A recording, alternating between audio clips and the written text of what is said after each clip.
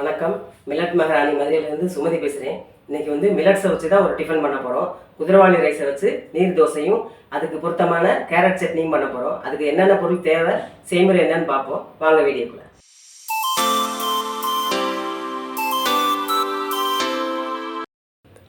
குதிரைவாலி ரைஸ் ஒரு கப் எடுத்திருக்கேன். எடுத்து அதை நல்லா கழுவிட்டு 2 மணி நேரம் ஊற வச்சுருக்கேன். ஊற வச்சு அதை தண்ணியை வடிகட்டி வச்சுருக்கேன். அதுக்கு ஒரு அரைமுடி, சின்ன சைஸ் அரைமுடி தேங்காய், அதுக்கு ஒரு 50 கிராம் அரிசி மாவு, இது 3 தான் அரைக்க போகிறோம்.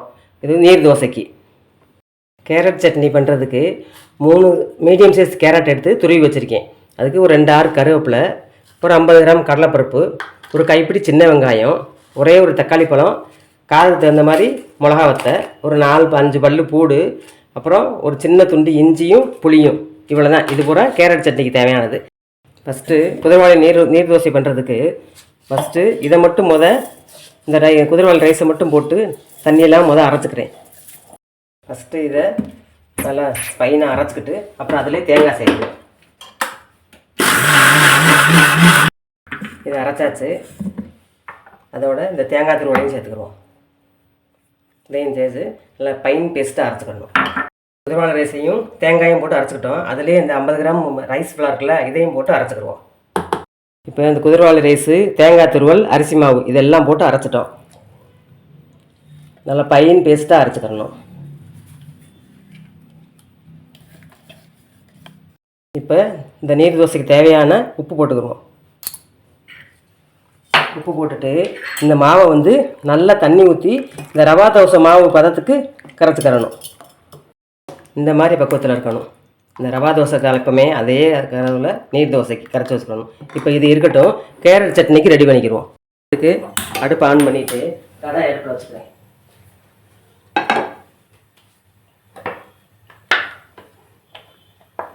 எண்ணெய் ஊற்றிக்கணும் தேவையான அளவு. இப்போ எண்ணெய் காஞ்சிருச்சு. ஃபஸ்ட்டு மிளகாத்தலை போட்டுக்கிடுவோம். இந்த மிளகாத்தலை எடுத்துக்கிடுவோம். எடுத்துட்டு அதிலே இந்த வெள்ளைப்பூடு, புளி, இஞ்சி இதெல்லாம் போட்டு வதக்கிடுவோம். இப்போ இதிலே புளி, வெள்ளைப்பூடு, இஞ்சியெல்லாம் போட்டு வறுத்துட்டோம். அதுலேயே இந்த நிலக்கடலை இருக்குல்ல, அதையும் போட்டுக்கிடுவோம். அது லேஸ்ட்டாக ரோஸ்ட் ஆகணும். அப்புறம் அதிலே வெங்காயம் சேர்க்கணும்.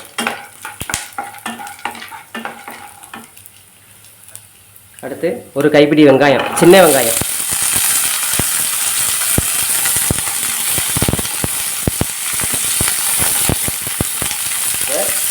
ஒரே ஒரு தக்காளி பழம்,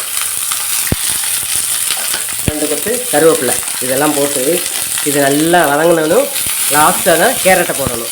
இப்போ இதெல்லாம் நல்லா செவங்க வறுத்துச்சு. இதுலேயே லாஸ்ட்டாக கேரட்டை போட்டுக்குவோம். கேரட்டை துருவி சேர்க்கறதுனால ரொம்ப நேரம் வதக்க வேண்டியதில்லை. சும்மா ஒரு நிமிஷம் வதக்கினா போதும். இந்த கேரட்டு பச்சை வாசனை போகிற வரைக்கும் வதக்கணும்.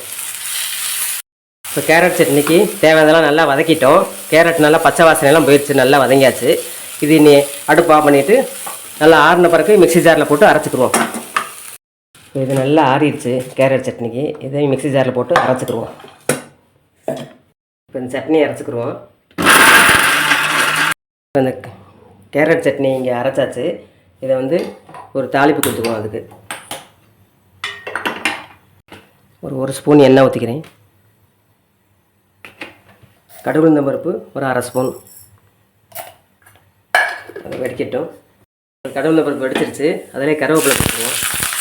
அப்புறம் கொஞ்சம் பெருங்காயத்தூள் இந்த சட்னியில் கொட்டிக்கும். அதுக்கு இந்த சட்னிக்கு தேவையான உப்பு போட்டுக்குவோம்.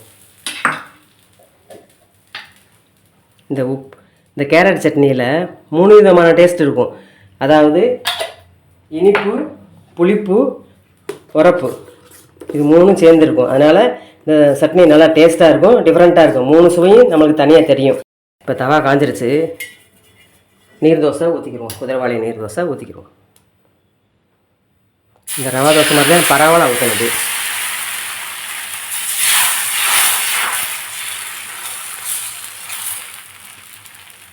இது பச்சரிசியில் செய்கிற மாதிரி இருக்கும் டேஸ்ட்டு.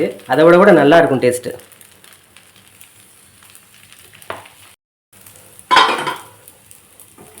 நீர் தோசை ரெடி ஆயிடுச்சு.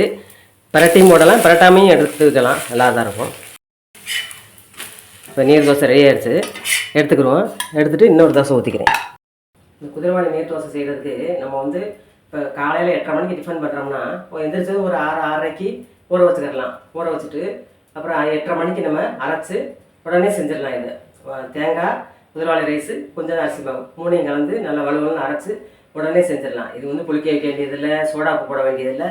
அரைச்சி அப்படியே சுடுறது தான் நீர் தோசை. நல்லா தண்ணியாக கலக்கிக்கிட்டு சுட வேண்டியது தான். அதுக்கு நீங்கள் கேரட் சட்னினா அதுக்கு ஆப்டாக இருக்கும். இந்த மல்லி சட்னி, தக்காளி சட்னிலாம் வச்சிங்கன்னா அது டாமினேஷனாக இருக்கும். இந்த இந்த குதிரைவாலி ரைஸோட டேஸ்ட் தெரியாது. இப்போ கேரட் சட்னினா மைல்டாக இருக்கும், அல்லது தேங்காய் சட்னி வச்சுக்கலாம், அதுவும் மைல்டாக இருக்கும். அப்போ அந்த குதிரைவாலி ரைஸ் நீர் தோசைக்கு நல்லா டேஸ்ட்டாக இருக்கும். இப்போ ரெடி ஆயிடுச்சு. இந்த நீர் தோசை சுற்றியும் நல்லா மொறுமொறுன்னு இருக்கு பாருங்க. ஆனால் நல்லா சாஃப்டாக இருக்கும், துணி மாதிரி நல்லா சாஃப்டாக இருக்கும்.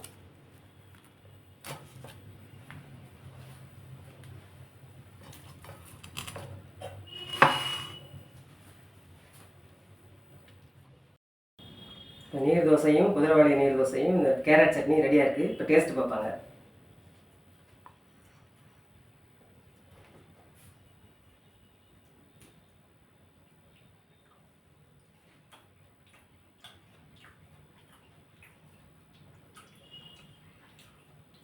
சூப்பராக இருக்குங்க.